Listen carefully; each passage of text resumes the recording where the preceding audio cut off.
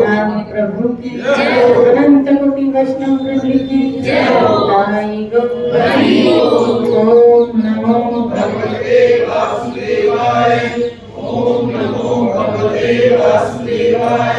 कृष्णाय वासुदेवाय देवकी नंदनाय च नंदगोपकुमाराय गोविंदाय नमो नमः। हे कृष्ण करुणा सिंधु दीनबंधु जगद्गुरु गोपेश गोपीकांत राधाकांत नमस्ते। तप्तनंदन गौरांगी राधे वृंदावनेश्वरी दक्षिणामूर्ति प्रणामामि हरिप्रिये। श्री कृष्ण चैतन्य प्रभु नित्यानंद श्री अद्वैत गदाधर श्रीवासादि गौर भक्तवृंद। हरे कृष्ण कृष्ण कृष्ण हरे हरे हरे राम राम राम हरे हरे। नमो विष्णुपदाय कृष्ण प्रेष्ठाय श्रीमते मधुसूदनाय नमस्ते मधुसूदनाय भक्ति प्राप्ति दुर्लभ कृष्ण भक्ति में अति सर्वथा। हरे कृष्ण कृष्ण कृष्ण हरे हरे हरे राम राम राम हरे नारायणं नमस्कृत्य नरं चैव नरोत्तमं देवीं सरस्वती व्यासं ततो जयमुदीरये। श्रीमद् भागवत महापुराण श्री प्रहलाद महाराज आगे कहते हैं, पुरुष की अनुमति से काल के द्वारा गुणों में शोभ होने पर माया मन प्रदान लिंग शरीर का निर्माण करती है। थोड़ा ध्यान देना, शब्द थोड़े टिपिकल है लेकिन बहुत समझने का टॉपिक है।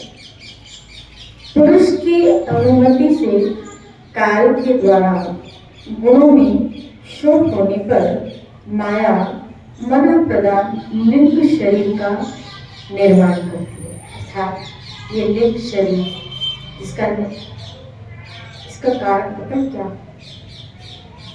भागवत क्या इसका कारण मन। पूर्व में मन जहाँ रहा होगा, चेतना जहाँ रही होगी, उस अनुसार पुरुष का संपर्क करके ये लिंग शरीर प्राप्त होता है। तभी तो गीता का यम वापी सिमरन भावम तेजते अंतिम कलेवर यानी शरीर तब मिलता है। कौन सा शरीर? जब आपकी चेतना, हमारी चेतना मरते समय जहाँ होती है, उस अकॉर्डिंग हमारा दूसरा शरीर निर्धारित होता है। तो यहाँ बताया मन प्रदान, इसमें प्रदान कौन हो? लिंग शरीर को प्राप्त करने में प्रदान कौन हो? मन। यह लिंग शरीर बलवान, कर्ममय एवं अनेक नाम रूपों में आसक्त छंदों में है। यही अविद्या के द्वारा कल्पित मन, 10 इंद्रियों और 5 तन्मात्रा, इन 16 विकारों से युक्त इसको संसार चक्र बोला गया है। अब यहाँ बताया यह लिंग शरीर क्या करता है? कर्म, क्योंकि शरीर के द्वारा क्या हो रहा है? कर्म। अब इस लिंग शरीर के द्वारा कर्म हो रहे, लेकिन किसके द्वारा? बोला मन और इंद्रियों के द्वारा। शिरादेव बोले, और मन और इंद्रियों के इस आरोह को जो 16 तत्वों से युक्त है, जिनके द्वारा जीव कर्म, इसी को ही यहाँ बोला गया संसार। शिरादेव बोले, यानी इस संसार चक्र से, इन 16 विकारों को से युक्त इसको संसार चक्र है। जन्म रहित प्रभु, आपसे बिन रहकर ऐसा कौन पुरुष है जो इस मन रूपी संसार चक्र को पार करता है? शिरादेव, आपके अतिरिक्त और कोई नहीं है जैसे मन से, क्योंकि भगवान का एक नाम है, आपको पता है भगवान का एक नाम है अजित। शिरादेव, अजित। शिरादेव, जो जीते किसको? हमारे मन को। भगवान जितेंद्र, जीतने वाले।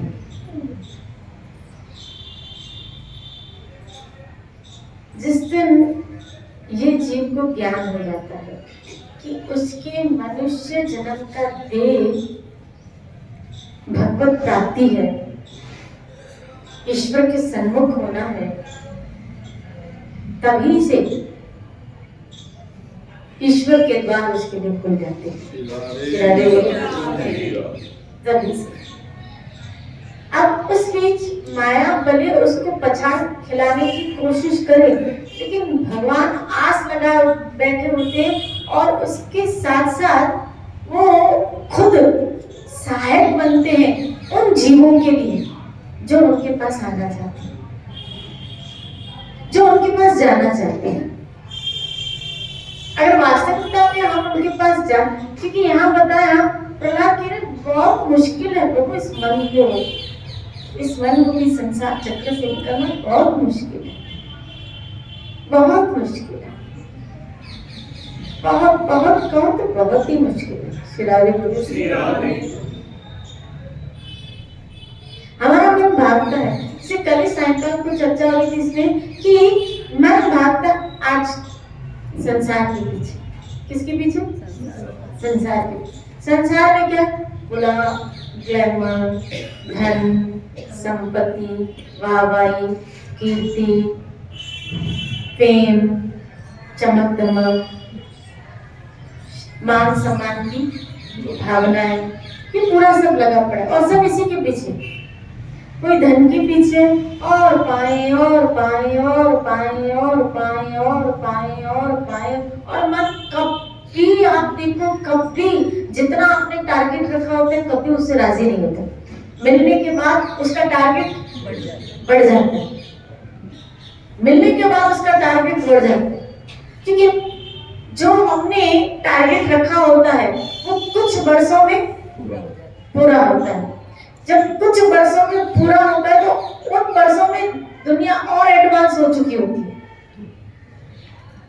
तो हमारा टारगेट जो होता है वो थोड़ा कम लगता है। बोला ये जो किया था आज के हिसाब से तो कम ही है, क्या कुछ ज्यादा होना चाहिए। फिर हम आगे की सोचते हैं, जैसे मान लो किसी ने पहले सोचा हो आज की डेट में कि जमा कर लो 10-15 हजार में गाड़ी चल जाएगी, शिरादे बोली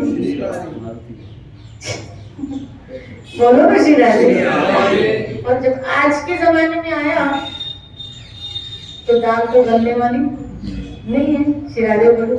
उसका टारगेट बढ़ गया, उसका टारगेट बढ़ गया, शिरादे बोलो। तो और मन कभी जो प्राप्त होता है ना, जो हमने रखा होता है उससे राजी नहीं होता है। आप खुद आजमाएंगे, आप कुछ बनाते हैं उससे हमारा जी थोड़ा जल्दी ही भर जाता है। खुद आप घर बनाते हैं लेकिन कुछ महीनों कुछ वर्षों के बाद आपका जी भर जाएगा, शिरादे बोल। फिर मन कुछ नया, फिर मन कुछ नहीं, फिर मन कुछ, क्यों हम जिसके अंश है ना, दिनम दिनम नवम नवम, शिरादे बोले बोल रहे हैं, इसके हमारे अंदर भी कुछ गुण आए उसी के। हमारा मन रोज नया जाता है, रोज। इसीलिए जो प्राप्त होता है उससे वो राजी नहीं होता, वो भागता है, तो ग्लैमर के पीछे भाग रहा है। अब देखो कई लोगों ने ये सोचते हैं, अपने लोग को जो भक्त लोग हैं वो ये सोचते हैं क्या कि वृंदावन में एक मकान हो, शिरादे बोले, वो ये सोचते हैं ब्रज में एक मकान हो, वृंदावन नहीं। तो अधिकतर अगर जो भक्ति से कनेक्ट नहीं है तो वो क्या सोचता है,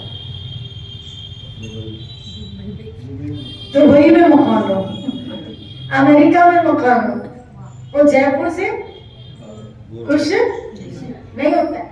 अगर जयपुर में सिटी के अंदर होता है तो सोचते हैं अब सिटी के बाहर। फिर सोचते हैं कोई पॉश एरिया में मकान, वहां पॉश एरिया में उसको मिल जाए, फिर क्या होता है, फिर सोचते हैं थोड़ा आउटर में हो, शिरादे बोली। इसीलिए वो चांद पे गया है कि अब वहां मकान बने, शिरादे बोली, क्योंकि यहाँ से उसका जी बढ़ रहा है। बोलो एक वक्त आएगा बोला अभी कहाँ पे मकान हो, चांद पे। दुबई में बुर्ज खलीफा में मकान हो, शिरादे बोली। अमेरिका में मकान हो, वाह कितना। और वो सोचते हैं यहाँ आए, वो सोचते हैं वहां जाए, कौन राजी है वहां पे। ये मन ग्लैमर के पीछे, वाहवाही के पीछे, धन के पीछे भाग रहा है, भाग रहा है, भाग रहा है, भाग रहा है, भाग रहा है, भाग रहा है। हम जिसके पीछे भाग रहे हैं, समझना, हम जिसके पीछे भाग रहे हैं वो हमारे हाथ में आने वाले नहीं है, वो वही किसी और के हाथ में आए। और हमारे हाथ में क्या आएगा, बोला हमारे हाथ में आएगा बीमारी, हमारे हाथ में आएगा बुढ़ापा, हमारे हाथ में आएगा मौत। हम धन के पीछे भागे, समझना, हम धन के पीछे भागे, हम वाहवाही के पीछे भागे, हम कीर्ति के पीछे भागे, हम ग्लैमर के पीछे भागे, भागते भागते भागते भागते भागते भागते भागते हमारे हाथ में बीमारी लग गई, हमारे हाथ में बुढ़ापा लग गया, हमारे हाथ में मौत लग गई। और हाथ में आए तो बात बनेगी, ये तो किसी और के हाथ में आता है। हमारे हाथ में तो बीमारी है। फिर आगे बोलूं, हमारे हाथ में तो मौत है। ये तीन चीजें हमारे पीछे, हम लगे हैं धन के पीछे, हम लगे हैं मकान के पीछे, हम लगे हैं वाहवाही के पीछे, हम लगे हैं फेम के पीछे, और ये सब हमारे पीछे लगी है। ये तीन चीजें हमारे पीछे लगी, क्या क्या? मौत, बीमारी और बुढ़ापा। और उस पे किसी की नजर है ही नहीं, क्योंकि वो इतना अंधा हो चुका होता है, कभी कभी कमाने में इतना लीन हो चुका होता है, उसमें उसको पाने में इतना अपने मनोयोग लगा चुका होता है कि पीछे उसका ध्यान ही नहीं जाता। और कब बुढ़ापा आया, कब बीमारियां लग गई, हमको तो पता ही नहीं चला। और बनी बनाई सब चीजें हमको हैंड ओवर करनी पड़ती है। और कभी कभी हम तो खुद से कहते हैं अपने बच्चों को, क्या तुम्हारे लिए तो सब किया है, मोते तुम्हारे लिए तो बनाया, तुम्हारे लिए तो किया, फिर तुम्हारे लिए क्या, फिर मेरे लिए क्या? बोला मेरे लिए फिर बुढ़ापा, फिर मेरे लिए क्या? बीमारी। श्री राधे बोलिए, ये सब तुम्हारे लिए। गधा मजदूरी जो दिन से लेकर रात तक मैं करता रहा, वो बेटा तुम्हारे लिए। श्री राधे, मैं नमक मिर्ची की चपाती खाता था, मैं अचार के साथ चपाती खाता था, लेकिन पराठा मैंने तुम्हारे लिए रखा है। बोलो ना श्री राधे, बोलो ना श्री राधे। ये है हमारी कहानी। बोलो ना श्री राधे। और हमें हाथ में लगा के बताओ, बोलो तो बोलो, श्री राधे बोले। जो धन जमा किया वो पीछे वालों के लिए, बच्चों के लिए, श्री राधे समझना। जो धन जमा किया वो हमारे हाथ में क्या लगा, जो धन जमा किया वो पीछे वालों के लिए। ऐश्वर्य आदि जो इकट्ठा किया सो तुम्हारे हाथ में क्या लगा, पर हमारे हाथ में क्या लगा? जो उनके लिए कर्म किए ना, वो फल हमारे हाथ में है। कर्म का फल हमारे हाथ में आया, अब भोगो। वो कौन भोगेगा? बोला धन भोगेगा पीछे वाले, और उस कर्म के फल भोगोगे तुम, वो हम भोगेंगे। वो पीछे वाले भोगने वाले नहीं है, वो तो तुम्हारा धन भोगेंगे, वो तुम्हारा नेम एंड फेम भोगेंगे, वो तुम्हारी जमा की पूंजियों को भोगेंगे, लेकिन उसके पीछे कर्म के फल वो हम भोगेंगे। हम तो वो मजदूर हैं, शिराडे बोलते मजदूरी किए जा रहे हैं, कर्म फल हाथ में लगे। और उस वक्त अगर कोई समझाता था भजन करो, बोला नहीं, टाइम कहाँ है, समय कहाँ है, इतने कस्टमर आते दिन रात गधों की तरह, हम कर्म जो कर रहे हैं वो किसके लिए? बोला खाने की फुर्सत नहीं, आप भजन करने के लिए बात कर रहे हो, सांस लेने की फुर्सत नहीं, आप सत्संग की बात कर रहे हो, या सांस लेने की फुर्सत नहीं है और आप बोल रहे सत्संग करो।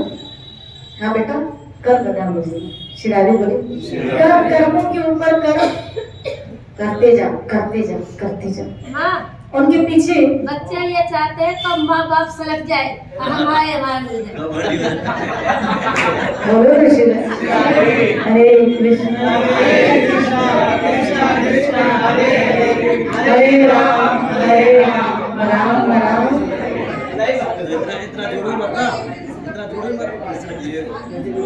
श्री राधे बोले, बोलो ना श्री राधे, बोलो ना श्री राधे। इसीलिए कृष्ण के लिए कर। यहाँ हमें यही सिखाया जाता है, महापुरुष हमको यही समझाते हैं, सत्संग हमको यही समझाती है। कमाना बुरी बात, परिवार का पालन बुरी बात नहीं है, क्योंकि जो जिम्मेदारी है वो तो निभानी है। लेकिन खो मत जाओ कि आप अपने मेन लक्ष्य को भूल जाओ, अपने वास्तविक लक्ष्य को भूल जाओ। जिस दिन आप अपने क्योंकि आज का पूरा समाज अपने वास्तविक लक्ष्य को भूले हुए और भोगों में, ग्लैमर में इतना पागल है कि उसका मुख्य उद्देश्य क्या है। याद रखना, भोग भोगना बुरी बात नहीं, लेकिन उस भोग में लुप्त हो जाना ये बुरी बात है। कमाना बुरी बात नहीं है, लेकिन उस कमाने के पीछे अपने वास्तविक उद्देश्य को भूल जाना बुरी बात है।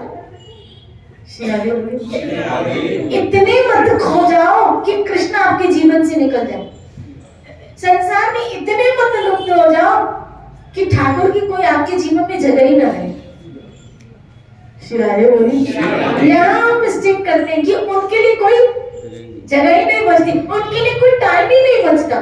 सुबह बोला वो तो 8-10 बजे तो हम उठते हैं, रात पूरी नींद में, दिन पूरा कमाने में, जो समय आदि थोड़ा बहुत बचता है वो व्यवहार निभाने में चला जाता है, तो भजन कब करें। तो कितने खोए हुए हो कि जिस मालिक ने सब कुछ दिया है उसी के लिए आपके पास टाइम नहीं है।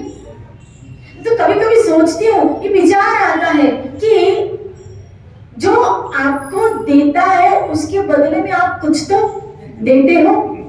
शिरारे बोले, अगर दुकान पे नौकर टाइम देता है तो उसके बदले में, अगर वो सेवा करता है तो उसके बदले में आप उसको तनख्वाह देते हो।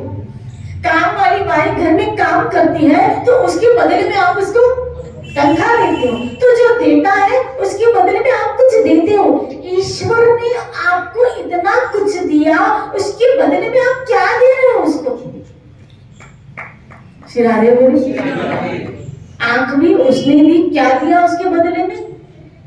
कान भी उसने दिया, क्या दिया उसके बदले में।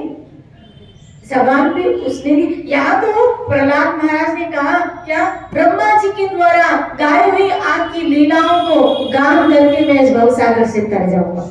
शिरारे बोली, ये जबान में उद्धव और विदुर जी का थोड़ा पढ़ रही थी, तो उद्धव जब विदुर जी को सुना रहा है तीसरे स्कंद में, तो पूरी भागवत की लीलाएं, भगवान श्री कृष्ण की लीलाएं पहले से लेके अंत तक बता रहे। क्या क्या श्री कृष्ण ने किया, क्या विदुर को पता नहीं था? पता था, लेकिन अपनी जबान को सकार्थ करने के लिए कि ये जबान मिली ही उसके गुणगान करने की। विदुर ने सुन रखी थी, ऐसे थोड़ी था विदुर अनजान था, लेकिन विदुर फिर भी सुन रहा है अपने कान को पवित्र करने के लिए। शिरारे बोली, ये भगवान की जो लीला गुण अनुवाद है, ये हमारे जीवन को, हमारी इंद्रियों को पवित्र करने के लिए गान की जाती है। ये भगवान का नाम, ये हमारे जीवन को शुद्ध करने, खाली बाहर की शुद्धता ही थोड़ी है। आपने सुबह नहाया साबुन से और आप सोचे आप क्या हो गए, पवित्र हो गए, शुद्ध, अच्छी बात है। स्नान जल से नहाना अच्छी बात है, वो शरीर को तो शुद्ध करेगा, लेकिन हमारी अंतः चेतना वो तो दूषित लगी पड़ी। और वो अंतः चेतना तो भाई तभी शुद्ध होगी जब भगवान के गुण, क्योंकि ये इंस्टेंट, भगवान का नाम, भगवान की गुण कथा कैसी इंस्टेंट, क्योंकि हमारी सब इंद्रियों में, जो शास्त्र कहते हैं, सब इंद्रियों में जो पावरफुल इंद्री है, जो इंस्टेंट चित्त का सुधार करती है, वो है काम। शिरारे काम के द्वारा जब नाम अंदर प्रविष्ट होता है, भगवान के गुण अंदर प्रविष्ट होते हैं, तो वो इंस्टेंट चेतना को, मन को झंझोड़ दे। जब अंदर कान के द्वारा नाम जाता है, हरे कृष्णा हरे कृष्णा कृष्णा कृष्णा हरे हरे राम श्रील प्रभुपाद वैदिक ज्ञान में, वेदों के शास्त्रों के ज्ञान में बहुत प्रवीण थे, बहुत मोस्ट। अगर आप आप उनके ग्रंथ पढ़े, उनके शास्त्र पढ़े, तो उनकी इंटेलिजेंसी का, उनके वैदिक ज्ञान का, उनके नॉलेज का, शास्त्रों के ज्ञान का पता चलेगा कि किस तरह एक श्लोक के साथ दूसरे श्लोक को वो कनेक्ट कर रहे हैं। जिन्होंने पढ़ा है उनको पता होगा। श्री राधे तो कितने प्रवीण थे, लेकिन उन्होंने सिर्फ एक काम किया। आप यहाँ तक कि महाप्रभु चैतन्य पंडित, निमाई पंडित कितने प्रवीण थे कि उनके आगे कोई डिबेट कर नहीं सकता था, सब हार जाते थे, सब हार जाते थे। इतने बड़े ज्ञान में प्रवीण, शास्त्रों के वैदिक ज्ञान में पूरे प्रवीण, व्याकरण, व्याख्या, वैदिक ज्ञान, कौन सा ज्ञान महाप्रभु में नहीं था बताओ। यहाँ श्री प्रभुपाद, आप देखो कभी उनकी गीता आप भावार्थ भी पढ़ोगे, तो जब उनके भावार्थ को लिख रहे श्रील प्रभुपाद, तो उसके साथ जो श्लोक गीता का, भागवत का कनेक्ट होने लगे होंगे, तो उस बंदे को, यानी उसको श्रील प्रभुपाद जी को कितने ग्रंथ तो माइंड में सेटअप होंगे, कितने सेटअप होंगे कि इसके साथ ये श्लोक क्या हो रहा है, कनेक्ट हो रहा है। श्री राधे बोलो ना, श्री राधे बोलो ना, श्री राधे।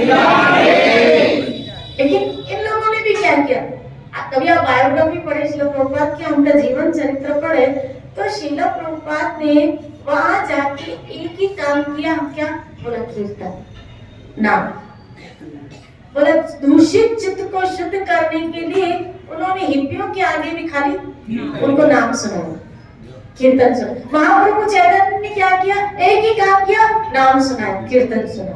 यानी जीव की चेतना वो जानते हैं। श्रील प्रभुपाद जी एक जगह लिखते हैं कि तुम शास्त्रों में इतने प्रवीण होने चाहिए कि अगर तुमसे कोई क्वेश्चन पूछे, सवाल पूछे, तो तुम शास्त्रों के अनुसार उसका जवाब दे सको। एक जगह वो लिखते, लेकिन ये सब बाहरी बातें वो एक जगह लिखते, मैं जानता हूँ क्या, नाम के अतिरिक्त और कोई शुद्ध करने वाला प्रोसेस है ही नहीं। है ही नहीं। लेकिन अगर कोई पूछे तो वो आपको आना चाहिए, एक प्रचारक श्रीराधे। लेकिन नाम के अतिरिक्त और कोई शुद्ध करने वाला प्रोसेस है ही नहीं। तभी महाप्रभु चैतन्य ने कहा चेतो दर्पण, ये मार्जन कहां से होगा, संकीर्तन, कृष्ण नाम संकीर्तनम। श्री राधे बोलिए, कृष्ण नाम संकीर्तन के द्वारा ही तुम्हारा चित्त शुद्ध होने वाला है। इसीलिए भाई पकड़ो पकड़ो पकड़ो पकड़ो, जल्दी जल्दी पकड़ो, नाम को पकड़ो, हरि नाम को पकड़ो, हरि नाम को पकड़ो। बस कोशिश ये करो जबान के द्वारा ये नाम अंतःकरण की क्रियाओं को छू जाए। ऐसे कई हिप्पियों को बदल दिया श्रील प्रभुपाद ने खाली इस नाम के द्वारा, कीर्तन के द्वारा। श्री राधे काम क्या किया, बोला नाम सुनाया, कीर्तन सुनाया। श्री राधे बोले। और अथक हम लोगों का प्रयास ही होना चाहिए क्या, ज्यादा से ज्यादा, क्योंकि ज्ञान की बातें ज्यादा देर खोपड़ी में टिकने वाली भी नहीं है। मुझे पता है यहाँ से उठोगे घर तक पहुंचोगे, आधा सत्संग तो भूल ही जाओ, आधे से ज्यादा सत्संग हम भूल ही जाए, कुछ एक को याद रहेगा, बाकी तो भूल। लेकिन नाम हरे कृष्णा हरे कृष्णा कृष्णा कृष्णा हरे हरे हरे राम ये याद है। अगर ये डाल दिया जाए ना तो इतनी बात तो पता है क्या, इसका जाप करना है।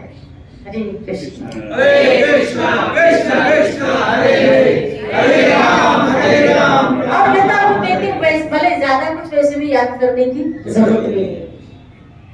जरूरत भी नहीं है। क्रिया में और कार्य में, क्रिया में और कार्य में सिर्फ दो चीजें याद रखो। कार्य में हरिनाम याद रखो, क्रिया में प्रभु प्रेम। उससे प्रेम करो और उस प्रेम के साथ इस नाम का गान करो। कुछ कुछ कुछ कुछ और करने की आवश्यकता नहीं रह जाती है। उससे प्रेम करो और प्रेम से उसके नामों का नाम करो। यही कार्य महाप्रभु चैतन्य ने किया। श्री राधे बोलिए।